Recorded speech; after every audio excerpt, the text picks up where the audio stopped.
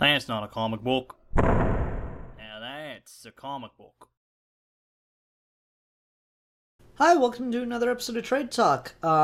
This week we have Batman Arkham 100-page spectacular. This is a one-shot from 2011 that collects a couple of short stories that appeared as backups or just little additional things over the years in different comic books. I actually have one of these stories in a comic from a Secret Origins Batman Secret Origins issue, where it just like kind of explained like backgrounds of all the different Batman villains. And it just had a short story about Arkham in the back, and this kind of collects a bunch of those. We got 4 writers on this. We got Denny O'Neil, Alan Grant does 2 of the stories, and then the final story is written by Paul Grist. So let's talk about the Denny O'Neil story first, which is a neat little flashback thing set in kind of the Old West in the beginning of Gotham. We have the guy who's like goes to Bloodhaven and is kind of shunned and pushed out because he's seen as, an abomination with no soul. I'm assuming due to his race. Because you have no soul, 'tis well known that none of your color, has something to do with his race. They assume he doesn't have a soul. So he's kicked out of Bloodhaven, but he's trying to build a church a little ways across the way from Bloodhaven. And he is approached by a doctor.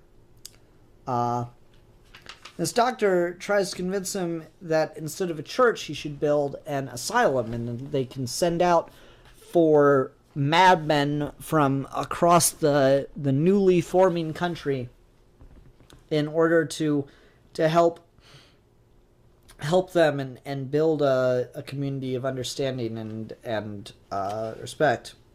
In the night, though, the man that harassed the builder in Bloodhaven is found dead outside the builder's quarters, and was the doctor that did it. And the doctor says, you're going to be the one that gets blamed for this after the interaction you had in town today. No one's not going to believe it's you. And unless you help me, I'm going to tell them it was. And so he's like, but I will help you bury the dead meat and tell no one, if you do as I wish. Your church will be a madhouse known as Gotham and populated by my mad brothers. What say you? And the guy agrees. So Gotham itself, not Arkham, Gotham itself is started by an insane man. Is a really, really, really good idea. It is started as an insane asylum, and it will be populated by the insane. That is so on point with Gotham. Who was it? Was it Geek for Fun? No, Geek Without Fear. Why do I screw that up? Alfie, fucking quit changing your Twitter handle. Did a poll or a question on Twitter, I want to say last week, where he's like, would you rather live in Metropolis or Gotham? And my thing has always been, you gotta be crazy to live in Gotham. You have to be just a little bit crazy to live in Gotham. And if you live in Gotham and you're not crazy, you haven't lived there long enough. Because you don't stay unless you're a little crazy, unless you're not stark raving mad, you're not incapable of being dealt with. You're just not all there because you don't have the survival instinct, which is to get the fuck out. That's kind of the mentality that Gotham has always had to me, and I've always seen it. And it's really, really cool that Denny O'Neil tells this story where it's like, yeah, you gotta be crazy to live in Gotham. Gotham was founded on insanity. Insanity and murder. Those are the roots, the pillars of Gotham. And then the other really, really cool part is this is all a story from a diary that Tim is reading. And Alfred tells him that one of the people mentioned in the diary is an ancestor of Bruce Wayne. So, is it the madman?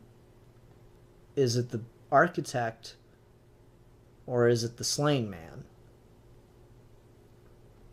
And you don't get an answer.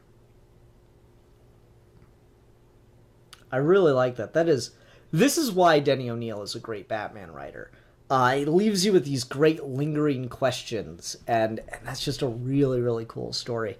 So yeah, what do you think? Is the first Wayne of Gotham, is it a madman, or is it an architect, or is it the architect that built Gotham? Is it the madman that demanded it be a city for the insane? Or was it a murdered man that the city was then built on the grave of? Really, really cool. The second story is called Tales of Madness and is about a guard in Arkham that got separated with just himself and the prisoners after an incident. So the entire asylum went into lockdown, and the other guards were quickly killed off, and it was just this one guard left. And so the prisoners kind of get out, and they start looking for him, and they find him, and are trying to decide what to do with him. And they don't quite know. They don't quite know what they want to do. They all hate him. They all want to do something to him. They all want to kill him, but they can't decide which one gets to. So the Joker comes up with the great idea of, we'll each tell you a story about ourselves, and then you decide who gets to kill you, based on who's ever the scariest. And then we just get stories. So first, what's her name? Shit.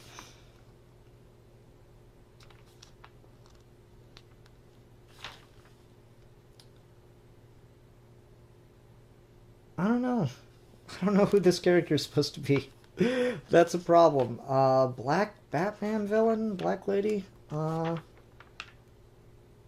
Shaman and Vaz?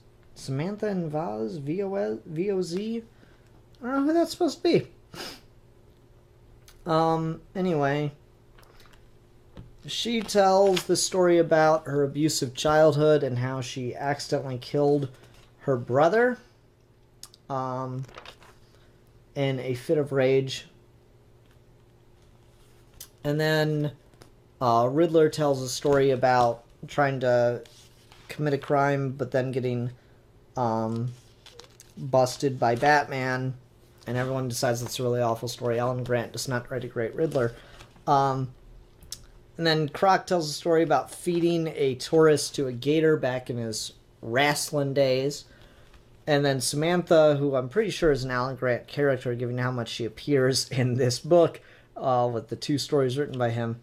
Samantha tells about how she was labeled a witch and burned at the stake, and swore to take vengeance on all the people who burned her, and she was sure that this guy is one of them, once she was resurrected. Then Killer Moth shows up, and Croc fights him briefly. Then Crane tells a story about a family that kind of went crazy, and they all killed each other in various ways. He made,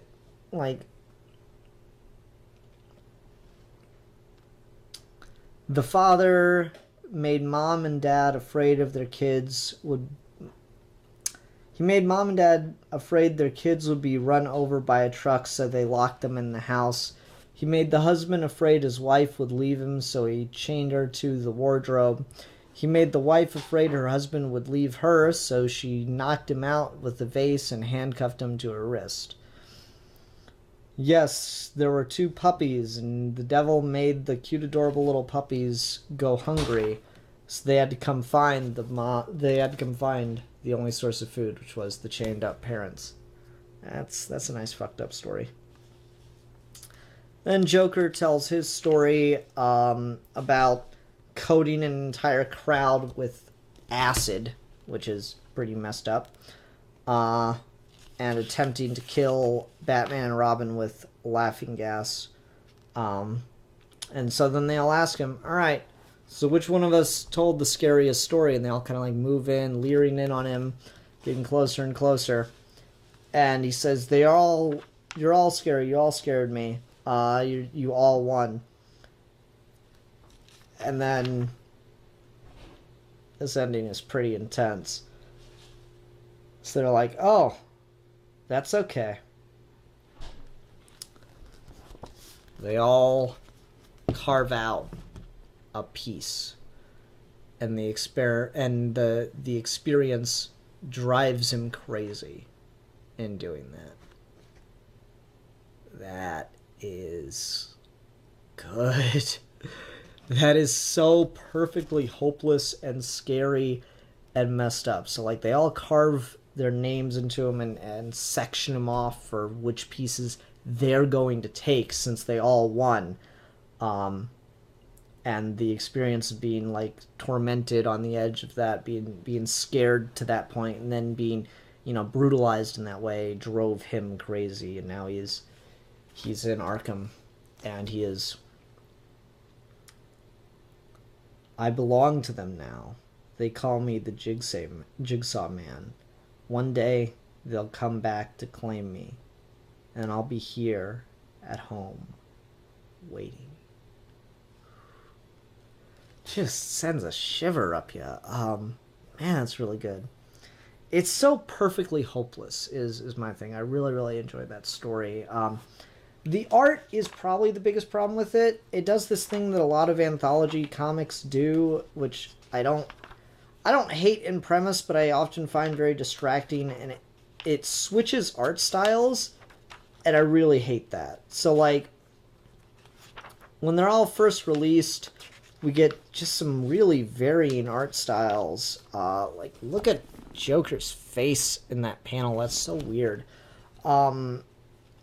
And then it just, like, it changes so drastically throughout each character telling their story.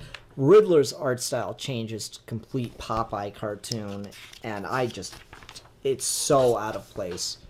It is so entirely out of place and does not need to be there. I almost prefer Riddler wasn't in it.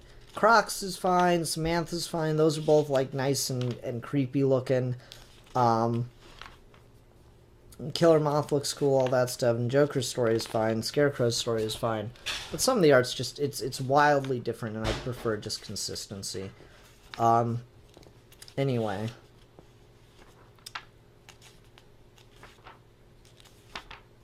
Let's go ahead and go on to the next story, which is Scream If You Love Me. And this is another story written by Alan Grant, in which he is having someone brought to Arkham. This is a guy who apparently killed his wife and family with an axe, but won't admit that he did it. He keeps professing his innocence, and he's just being shoved around in Arkham and being initiated, as it were, and he's just being kind of driven crazy by the asylum. And what's really, really cool about this one is the narration is the asylum. It characterizes the asylum, and that's really, really cool. Like, I love this moment where it's morning and they go out to go get breakfast or whatever, and he just looks down the hallway and hears a scream from all the way down at the other end of the hallway. And then the narration says, "I like the screams at random intervals. Helps to concentrate the mind, don't you think?"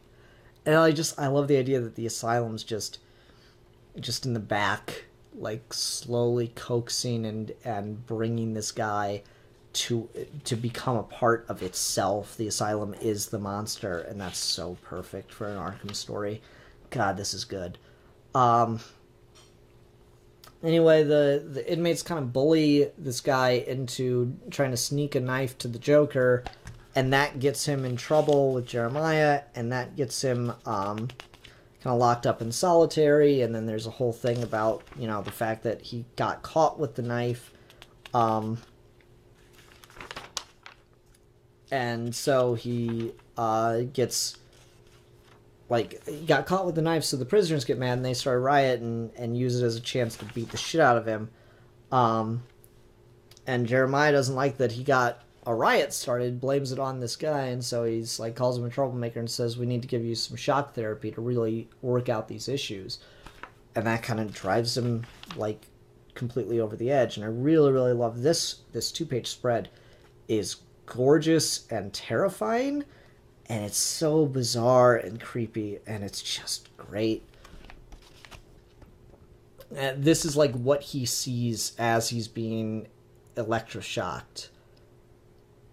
Jeremiah Arkham as a skeleton riding a skeleton horse, all the madmen marching out of Arkham into the streets in the night. Do you see my visions, Rob? Do you see my dreams? 10,000 nights of madness, 10,000 more to come. I don't know what I'd do without my friends. The asylum makes you crazy.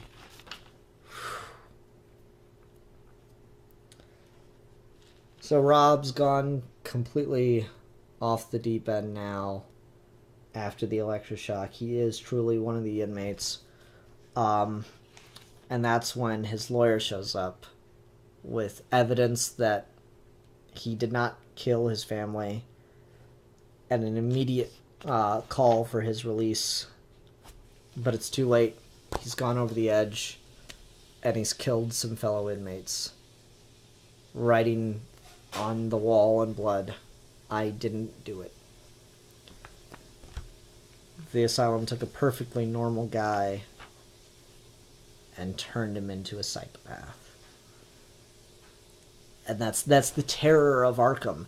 Alan Grant, I was so disappointed by the Batman of Arkham story last week, because Alan Grant writes a really good, like, knows how to write an Arkham story. He's got a really good voice for Arkham. Both those stories are two of my favorite Arkham stories.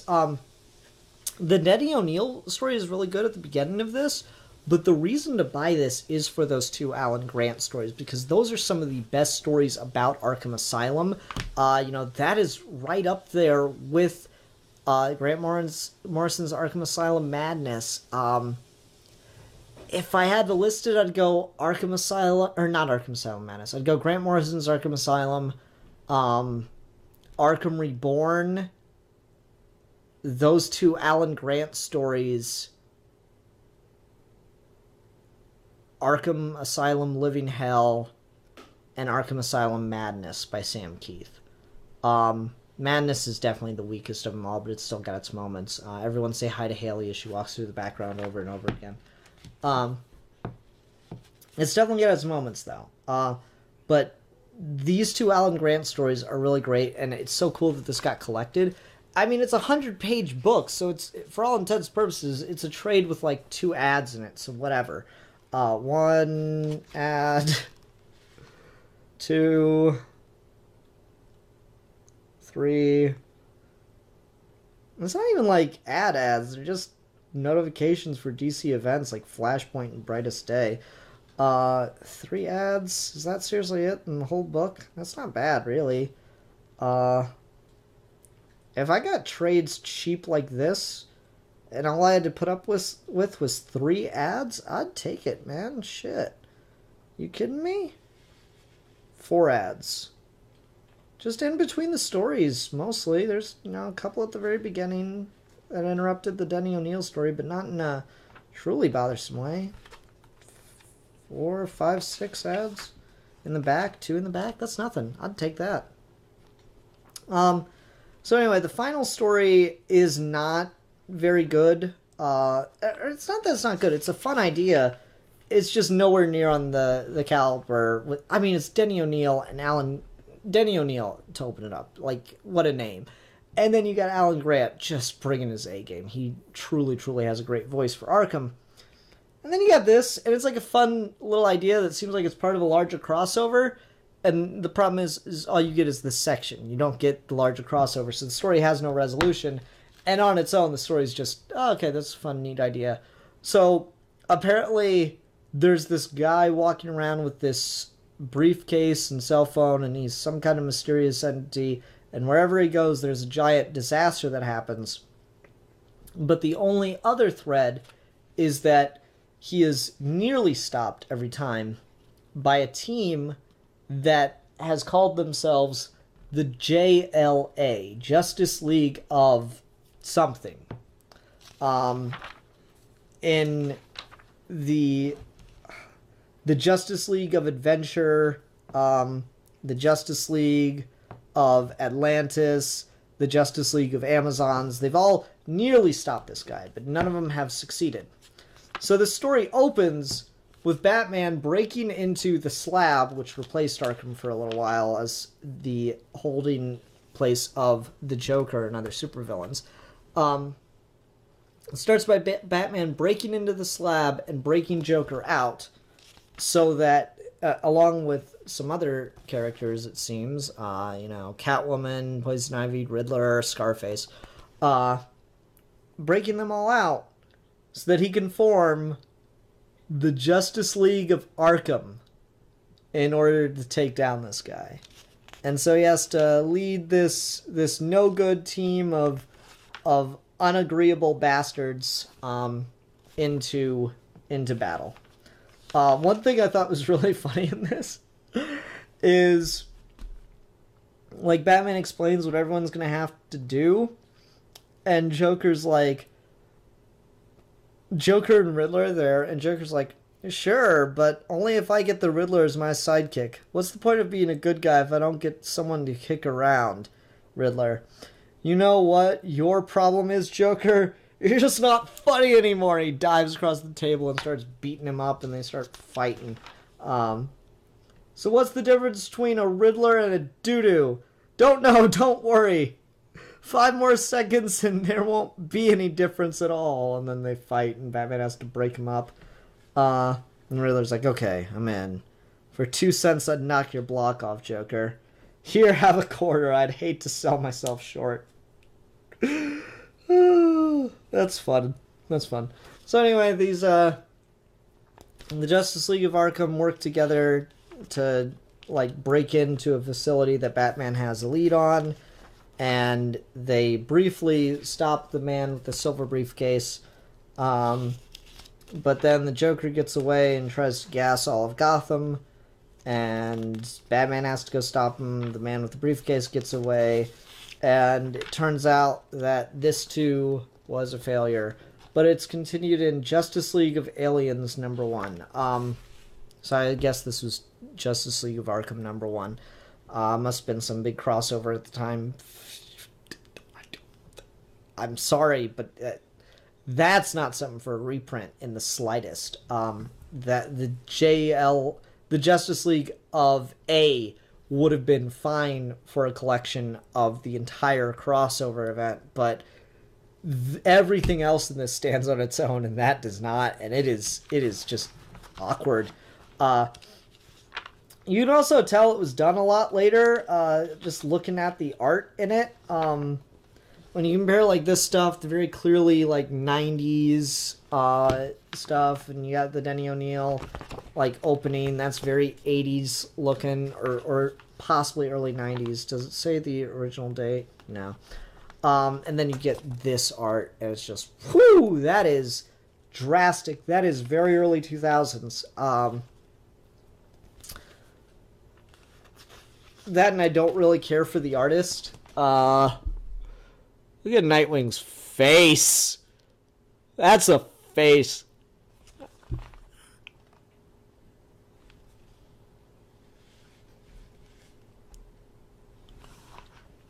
Ow.